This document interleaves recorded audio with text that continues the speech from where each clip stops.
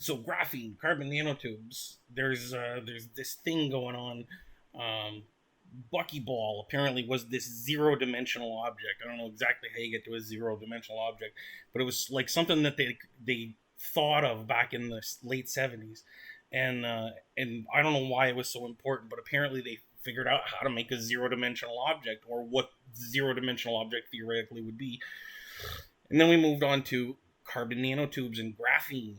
Graphene is a two-dimensional. Carbon nanotube is a one-dimensional. It has no thickness. It has no depth, but it has length, and so it's like this string, and it's this miraculous material that apparently uh, will become the strongest material that exists on this planet. And they apparently can make it out of multiple different molecules, and so you don't just have to have it made out of carbon.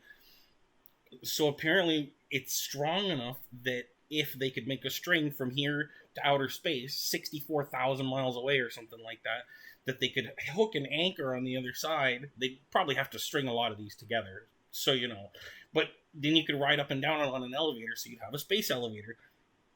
Like, it's that kind of material that it's just barely been invented, and we're trying to figure out how to use it. Apparently it has perfect electrical conductivity.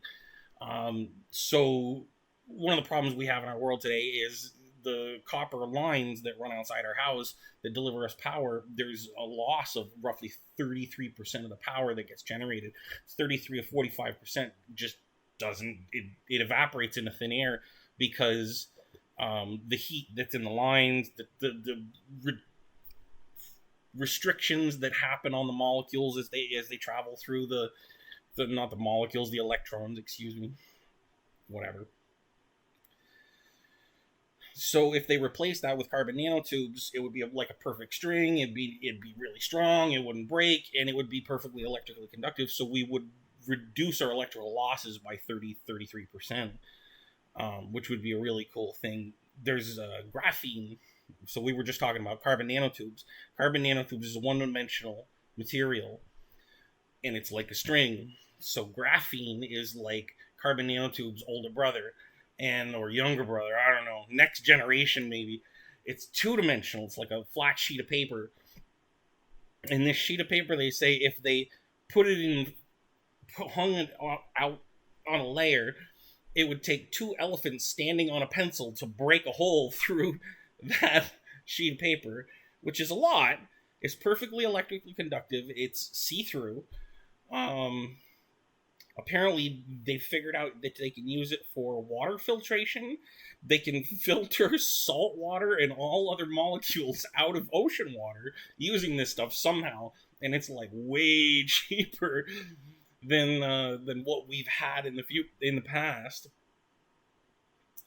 There's a lot of things that are going on right now. Microchips. I work in a microchip manufacturing plant. I'm not really going to go into what they do there because I'm not allowed to say things about it, but it's amazing. Let me tell you, you can watch videos online. You can go check them out. They dig holes and stuff, and they fill it in with stuff, and they cover it up with more stuff and put more layers on top, and all of a sudden you got a microchip that fits in your computer or your cell phone or something, and it's atoms thick. What? Excuse me. Like, we use plasma and energy to fluctuate and drive and heat up and cool down, and I don't even understand speeding up electrons to the speed of light so they can sink them into the material so you'll have certain kind of characteristics. Yeah, it's a little weird what's going on in our world today. We've got a privately funded business that makes millions of dollars every time it has to launch something up in outer space, and what he's using the profits for is to build us a spaceship that can go to Mars. Like, within the next decade or two, they want to have another colony on Mars. Now, I don't know, man. Like, that's a little frightening if you ask me. You want to be one of the first 5,000 people that gets shipped off to that other rock?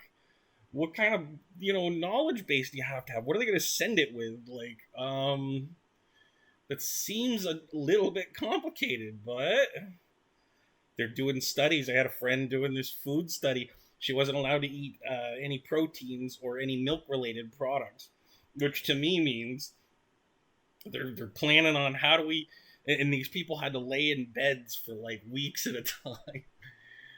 I said, yeah, you're doing the science planning for when we go off to Mars or some other planet. And she'd get all mad at me. She's like, and I don't even know where she brought it, but she said I was talking about aliens, and I'm not talking about aliens, man. I'm talking about the possibility that we're making it off this planet. We're trying to figure out how we're gonna do it. So they're figuring it out. That's what they're doing. They're scientists are working on what can we feed people, what'll last for a long time, what lives under these kind of pressures. How do we sustain for this type of environment? Because if we don't think about it now, we're going to be in a little bit of deep trouble when we finally get out there. So we're doing more studies. I mean, they just did this thing where NASA dropped another rover off on Mars, but apparently attached to the bottom side of the rover was a helicopter. And so the helicopter kind of flew off and, unhooked its umbilical cord, if you will, from the main machine and flew off a couple of feet and landed itself. And then they're going to like do some other whatever a couple of days from then, or they might have done it already, who knows.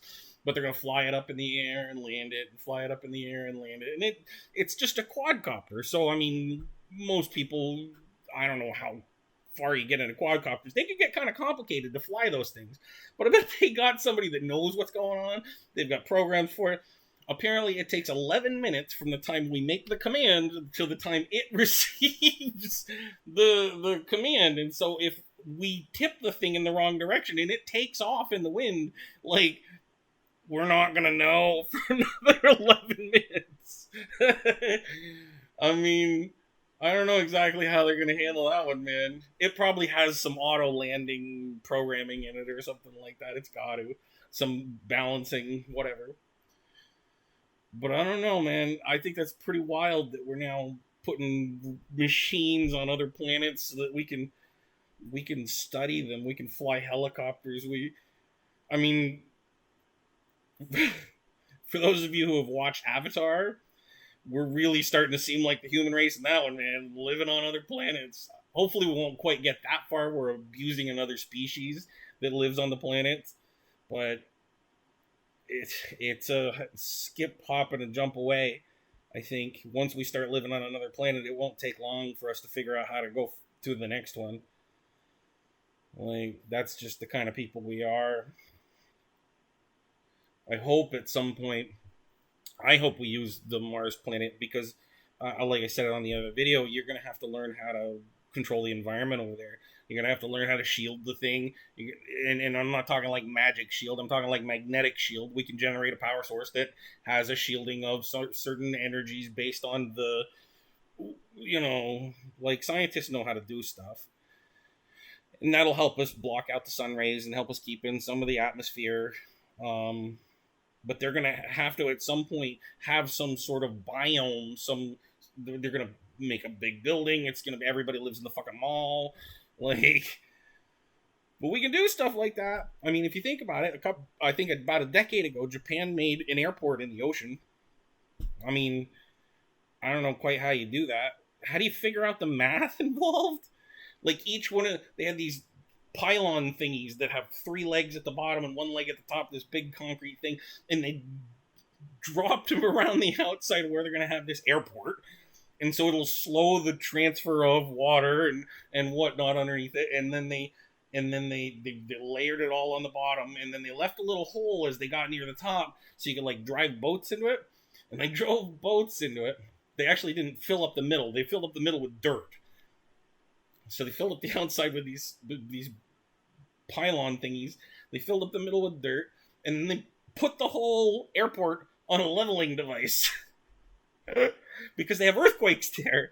So you have to, make sure you're not spending all this money building an airport in the middle of the ocean and it's going to break in half. So now we gotta put a leveling device on the entire platform. Like, okay. You did what? Yeah, we do some crazy things as a species. We,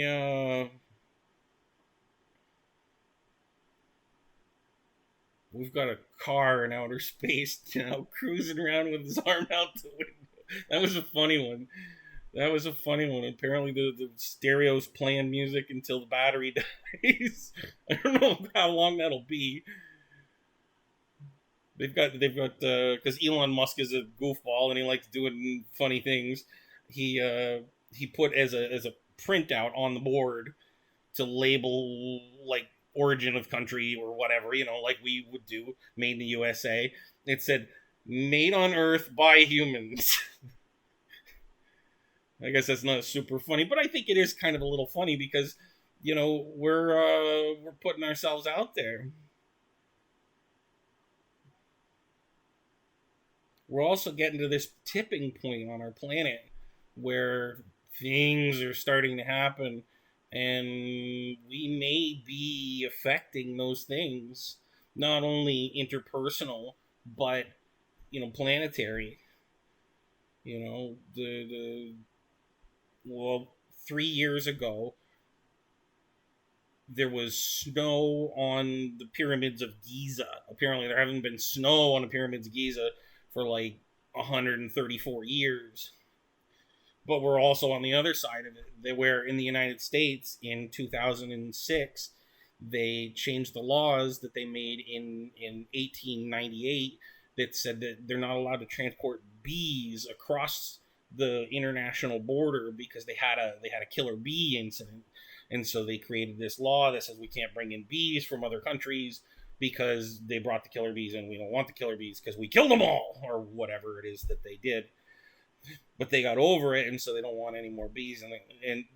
But in 2006 they changed that law because we have this thing we now called colony collapse disorder.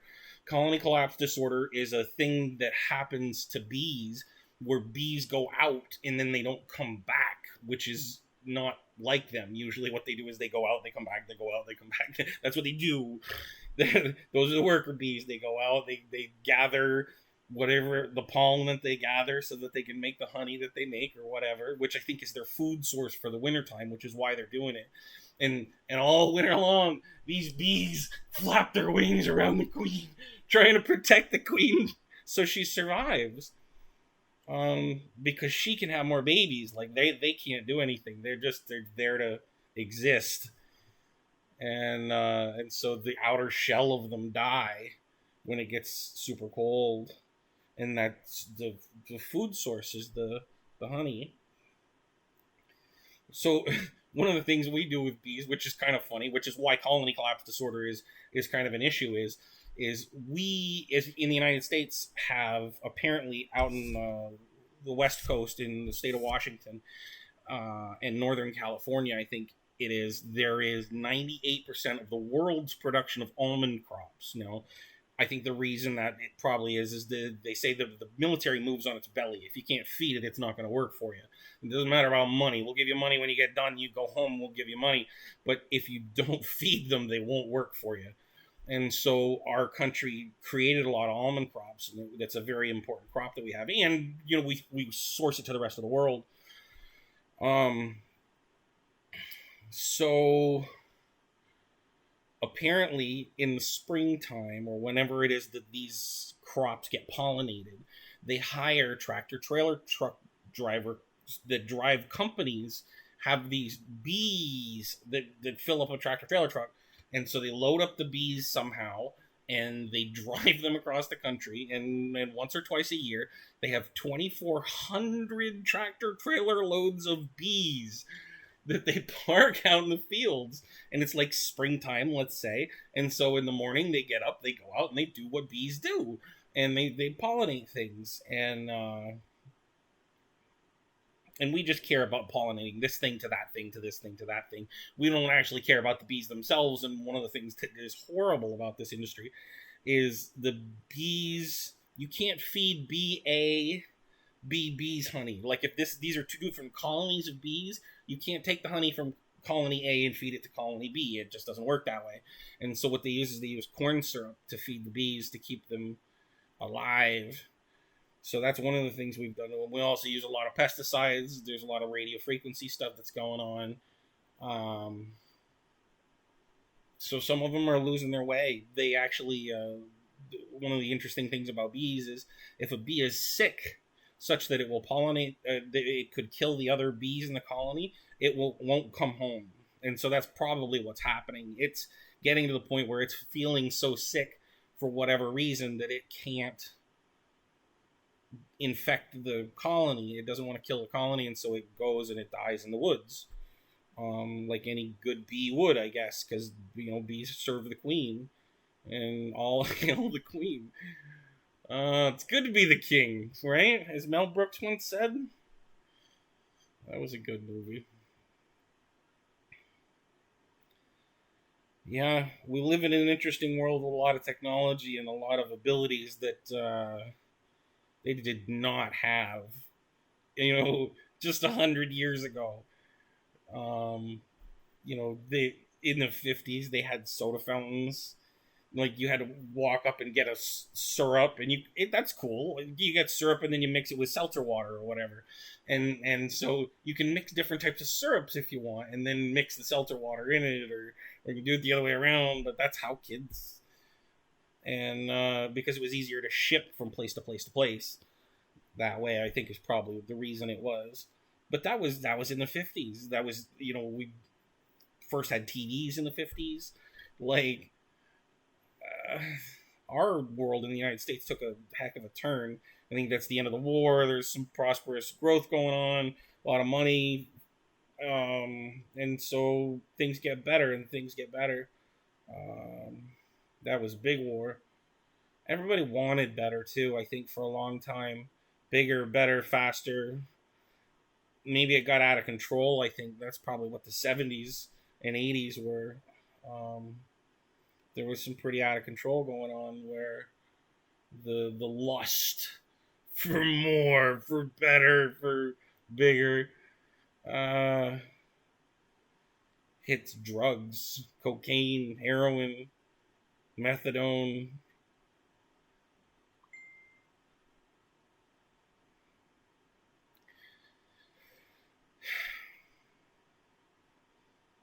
Technology is one of those weird things, man. We're gonna move really fast here. We're just at the rising slope of the technology growth in the world. It's gonna be something interesting to watch, I think, is what it's gonna be.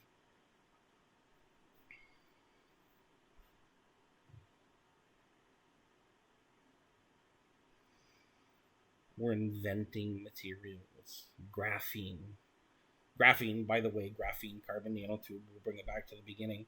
A carbon nanotube is a string, like I said, is a one-dimensional object. It doesn't have a width. It doesn't have a depth. It just has a length, like a straw. Except it's a cobweb. But it's when I was a kid, I understood that somebody said spider webs are stronger pound for pound than steel, which is kind of interesting. But now we've invented a material that's kind of like that. Pound for pound, it's like 10 times stronger than steel, or more, depending on how you make it. And it's all it is carbon atoms. Apparently, it's a natural. I don't know how natural we're gonna say, but apparently they have in the past grown it on a sheet of paper, if you will, and they add this chemical to it and they do this thing to it, and the one-dimensional strings start growing out of this material, like a I don't know, one of those Chinese snakes that comes out of the flame, right? It just grows on the material, and then they reach down and they take a little strand and they pull it back. And if you've ever done knitting or weaving or spinning or stuff like that, it's like spinning. And so you spin the material together and you wind it up and you twist it up, and boof, you got like material. And then we can knit with it and sew with it, like make some bulletproof vests out of it or something. I think they're gonna actually. They probably already have. Uh, for the military or whatever, just so they can something they can say that they can do or that they're doing now. I'm not entirely sure, but you could reduce the weight big time. Kevlar is pretty heavy, apparently. Um, I saw this video. Speaking of Kevlar, apparently the way that Kevlar is made is Kevlar is this type of material, and they've got this big tank of material, right? And then they pressurize that, and they put it through a little pasta strainer, and it's got a whole bunch of little holes in it, right? And it's a pasta strainer, and so you pressurize the pasta on the back, and it comes out as pasta. And so they take it out as these strands of Kevlar, and they do some process to them as they come out the other end. Well, they apparently found that they can do a similar sort of thing with graphene, and do it with carbon in this gel. And they pressurize the container, they put it through this strainer that's got a whole bunch of little holes in it, and it pulls it out, and they do something with it, and all of a sudden we have this giant length of carbon nanotubes. The problem with hooking up to the outer space station, the space elevator, is you would kind of have to sit in the middle for the whole time and reach out both sides so that you're reaching up and down at the same time into the planet. Otherwise, or you do it at some rate of whatever that can compensate for your distance. But you're going to have to do that as you're flying around the planet. Because we can't stand down here and stick the fucking thing up there, right? We can't, like, hold a bow and arrow and attach it to it and shoot it off in there. Like, I don't think it's going to work that way. Maybe we can. I don't know. That sounds like it'd be pretty heavy, though. Heavy enough to carry elevators worth of stuff. And the one of the weird things, it's 64,000 miles out to the space elevator, to the where we would be hanging out, I think is where that is. And so apparently, or 24,000, I don't know. It's like it's more than the whole distance around the exterior of the planet to get out to the space station. And to do that, even if we're going 500 miles an hour, if we averaged 500 miles an hour, which is pretty friggin' fast, man, but that means we got to get up to 500 miles an hour, and then we got to slow down when we get towards the other end. So I don't know how fast we're going to do it. I don't know what the hell's going to happen. They're probably going to do that for food and for supplies for the Starbucks that we put on the fucking moon or whatever. Yeah. And then people are going to fly out there, and they're going to dock, and they're going to say, "Ooh, isn't it pretty out here?" Maybe they're going to make an amusement park or something. I could see that sort of thing happening. That would be what we would do. That would be weird, though, because that means that there would be a part of the sky that all the time had this. I mean, let's say we could see it from here. They made it big enough so we could see it.